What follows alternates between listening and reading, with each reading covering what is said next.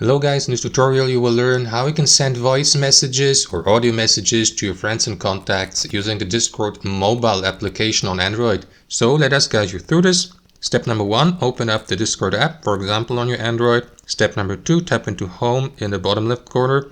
Step number 3, tap into that speech bubble in the top left to access your messages. Step number 4, tap into the chat or conversation you would like to send your voice message in.